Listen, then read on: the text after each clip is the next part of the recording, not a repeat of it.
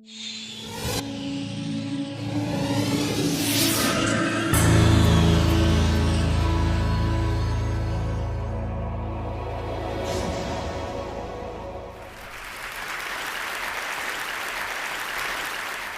I want to start by offering you a free, no-tech life hack. And all it requires of you is this, that you change your posture for 2 minutes. But before I give it away, I want to ask you to right now do a little audit of your body and what you're doing with your body.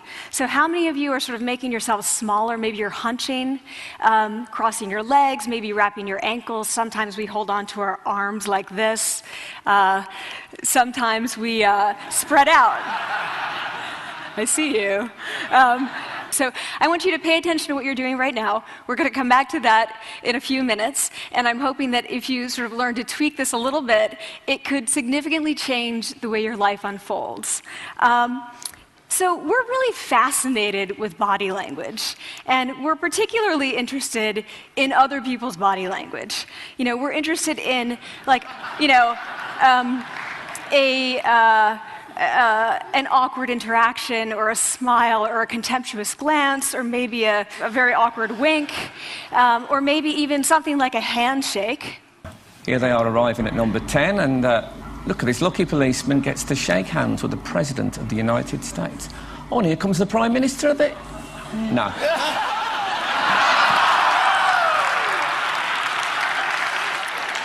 So a handshake or the lack of a handshake can have us talking for weeks and weeks and weeks, even the BBC and the New York Times. So obviously, when we think about nonverbal behavior or body language, but we call it nonverbals as social scientists, it's language. So we think about communication. When we think about communication, we think about interactions. So what is your body language communicating to me? What's mine communicating to you? And there's a lot of reason to believe that this is a valid way to look at this. So social scientists have spent a lot of time looking at the effects of our body language or other people's body language on judgments. And we make sweeping judgments and inferences from body language. And those judgments can predict really meaningful life outcomes like who we hire or promote, who we ask out on a date. For example, Nalini Ambady, a researcher at Tufts University, shows that when people watch 30-second soundless clips of real physician-patient interactions, their judgments of the physician's niceness predict whether or not that physician will be sued. So it doesn't have to do so much with whether or not that physician was incompetent, but do we like that person and how they interacted? Even more dramatic, Alex Todorov at Princeton has shown us that judgments of political candidates' faces in just 1 second predict 70% of US Senate and gubernatorial race outcomes. And even, let's go digital, emoticons used well in online negotiations can lead you to claim more value from that negotiation. If you use them poorly, bad idea, right? So when we think of nonverbals, we think of how we judge others, how they judge us, and what the outcomes are. We tend to forget, though, the other audience that's influenced by our nonverbals, and that's ourselves. We are also influenced by our nonverbals, our thoughts and our feelings and our physiology. So what nonverbals am I talking about? I'm a social psychologist, I study prejudice, and I teach at a competitive business school. So it was inevitable that I would become interested in power dynamics. I became especially interested in nonverbal expressions of power and dominance.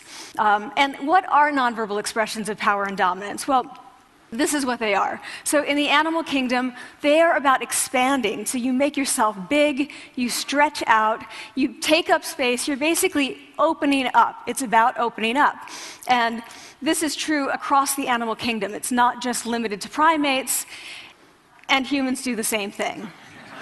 So they do this both when they have power sort of chronically, and also when they're feeling powerful in the moment.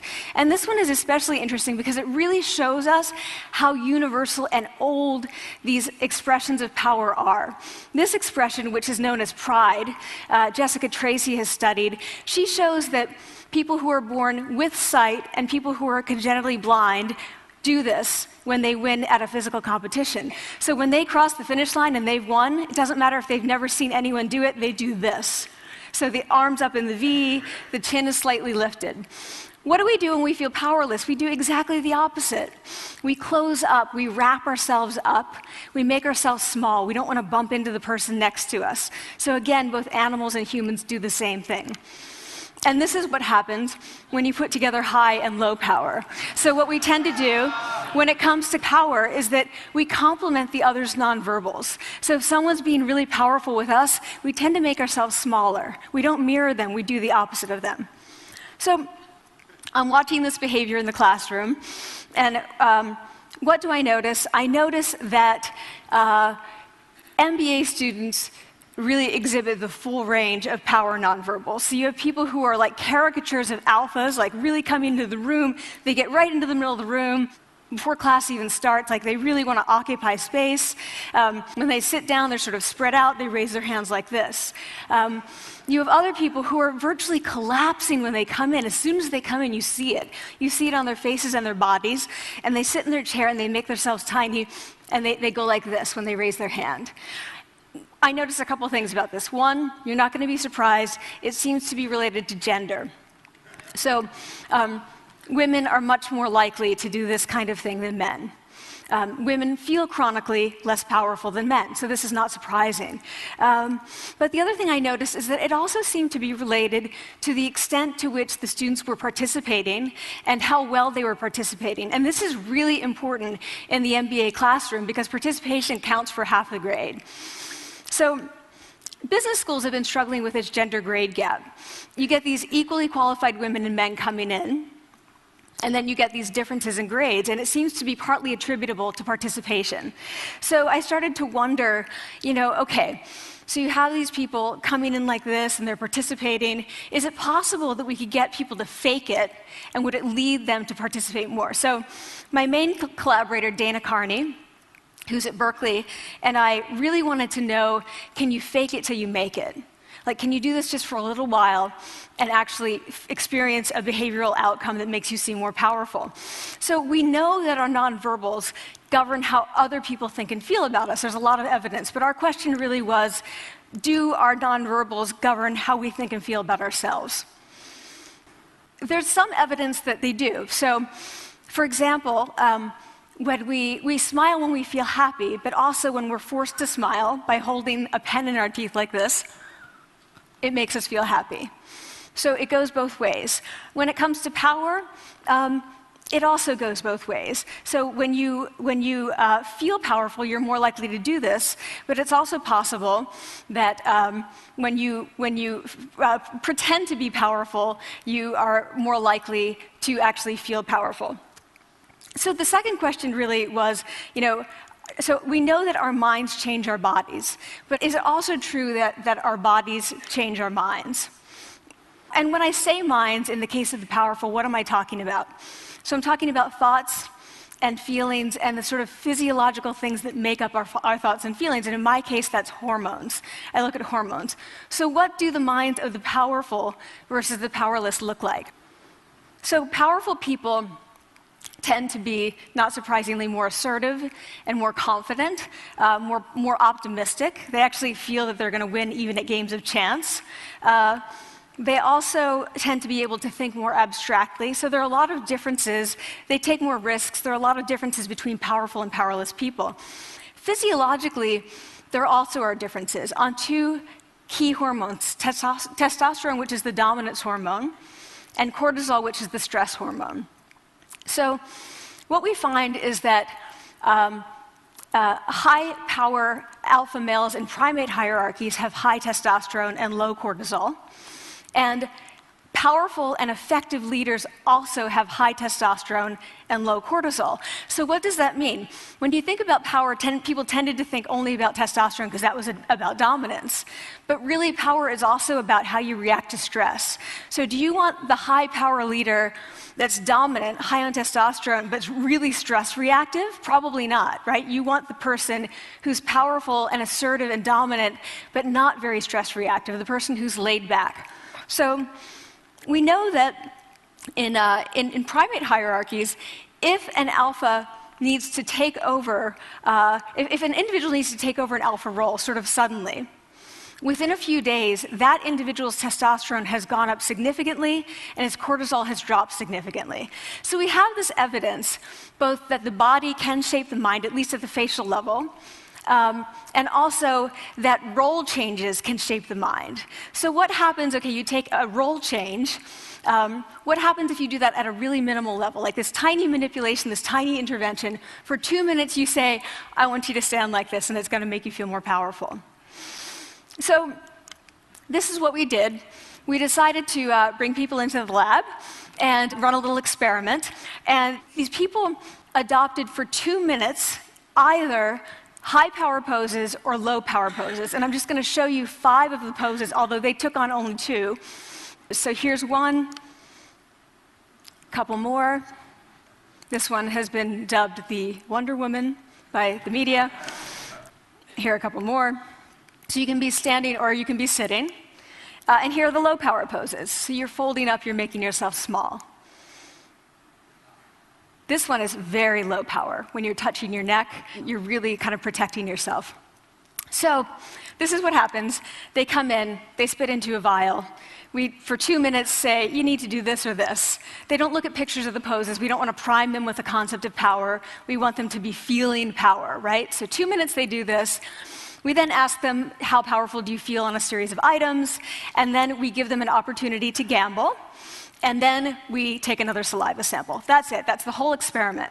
So this is what we find. Risk tolerance, which is the gambling. What we find is that when you're in the high power pose condition, 86% of you will gamble. When you're in the low power pose condition, only 60%. And that's a pretty whopping significant difference. Here's what we find on testosterone. From their baseline when they come in, high-power people experience about a 20% increase, and low-power people experience about a 10% decrease. So again, 2 minutes and you get these changes. Here's what you get on cortisol. High-power people experience about a 25% decrease, and the low-power people experience about a 15% increase. So 2 minutes lead to these hormonal changes that configure your brain to basically be either assertive, confident, and comfortable, or really stress reactive, and feeling sort of shut down. And we've all had that feeling, right? So it seems that our nonverbals do govern how we think and feel about ourselves. So it's not just others, but it's also ourselves. Also, our bodies change our minds. But the next question, of course, is, can power posing for a few minutes really change your life in meaningful ways? So this is in the lab, it's this little task, it's just a couple of minutes. Where can you actually apply this, which we cared about, of course. And so we think it's really what matters, where you want to use this is evaluative situations, like social threat situations. Where are you being evaluated? Either by your friends, like for teenagers, it's at the lunchroom table. It could be, for some people, it's speaking at a school board meeting. It might be giving a pitch, or giving a talk like this, or doing a job interview. We decided that the one that most people could relate to, because most people had been through, was the job interview. So we published these findings, and the media are all over it, and they say, okay, so this is what you do when you go in for the job interview, right?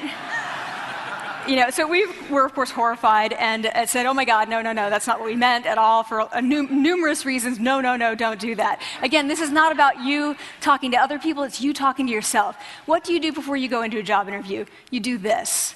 Right? You're sitting down, you're looking at your iPhone or your Android, not trying to leave anyone out. You're looking at your notes, you're hunching up, making yourself small, when really what you should be doing maybe is this, like in the bathroom, right? Do that, find 2 minutes. So that's what we want to test, okay? So we bring people into a lab, and they do either high or low power poses again. They go through a very stressful job interview. It's 5 minutes long. They are being recorded, they're being judged also, and the judges are trained to give no nonverbal feedback. So they look like this. Like, imagine this is the person interviewing you. So for 5 minutes, nothing. And this is worse than being heckled. People hate this. It's what Marianne LaFrance calls standing in social quicksand. So this really spikes your cortisol. So this is the job interview we put them through, because we really wanted to see what happened. We then have these coders look at these tapes, 4 of them. They're blind to the hypothesis, they're blind to the conditions. They have no idea who's been posing in what pose. And they end up looking at these sets of tapes and they say, oh, we want to hire these people, all the high-power posers. We don't want to hire these people. We also evaluate these people much more positively overall. But what's driving it? It's not about the content of the speech. It's about the presence that they're bringing to the speech. We also, because we rate them on all these variables related to sort of competence, like how well structured is the speech? How good is it? What are their qualifications? No effect on those things. This is what's affected, these kinds of things. People are bringing their true selves, basically. They're bringing themselves. They bring their ideas, but as themselves, with no residue over them. So this is what's driving the effect or mediating the effect. So when I tell people about this, that our bodies change our minds and our minds can change our behavior and our behavior can change our outcomes, they say to me, it feels fake, right? So I said fake it till you make it. Like, it's not me. Like, I don't want to get there and then still feel like a fraud. I don't want to feel like an imposter. I don't want to get there only to feel like I'm not supposed to be here. And that really resonated with me because I want to tell you a little story about being an imposter and feeling like I'm not supposed to be here. When I was 19, I was in a really bad car accident. I was thrown out of a car, rolled several times. I was thrown from the car, and I woke up in a head injury rehab ward. And I had been withdrawn from college, and I learned that my IQ had dropped by 2 standard deviations, which was very traumatic. I knew my IQ because I had identified with being smart, and I had been called gifted as a child. So I'm taken out of college. I keep trying to go back. They say, you're not going to finish college. Like, just, there are other things for you to do, but that's not going to work out for you. So I really struggled with this. And I have to say, having your identity taken from you, your core identity, and for me it was being smart, having that taken from you, there's nothing that leaves you feeling more powerless than that. So I felt entirely powerless. I worked and worked and worked, and I got lucky and worked and got lucky and worked. Eventually, I graduated from college. It took me 4 years longer than my peers. And I convinced someone, my angel advisor, Susan Fisk, to take me on. And so I ended up at Princeton, and I was like, I am not supposed to be here. I am an imposter. And the night before my first year talk, and the first year talk at Princeton is a 20-minute talk to 20 people. That's it. I was so afraid of being found out the next day that I called her and said, I'm quitting. She was like, you are not quitting, because I took a gamble on you and you're staying. You're going to stay, and this is what you're going to do. You're going to fake it. You're going to do every talk that you ever get asked to do. You're just going to do it and do it and do it, even if you're terrified and just paralyzed and having an out-of-body experience until you have this moment where you say, oh my gosh, I'm doing it. Like, I have become this. I am actually doing this. So that's what I did. 5 years in grad school. A few years, I'm at Northwestern. I moved to Harvard. I'm at Harvard. I'm not really thinking about it anymore, but for a long time I had been thinking, not supposed to be here, not supposed to be here. So at the end of my first year at Harvard, a student who had not talked in class the entire semester, who I had said, look, you got to participate or else you're going to fail, came into my office. I really didn't know her at all. And she came in totally defeated, and she said, I'm not supposed to be here.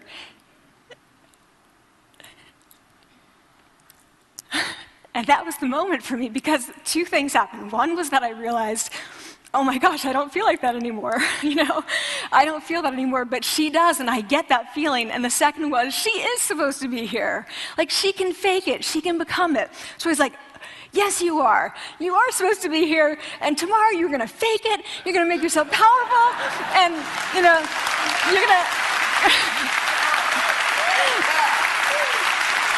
and you're going to go into the classroom, and you are going to give the best comment ever, And she gave the best comment ever, and people turned around, they were like, oh my God, I didn't even notice her sitting there, She comes back to me months later, and I realized that she had not just faked it till she made it, she had actually faked it till she became it.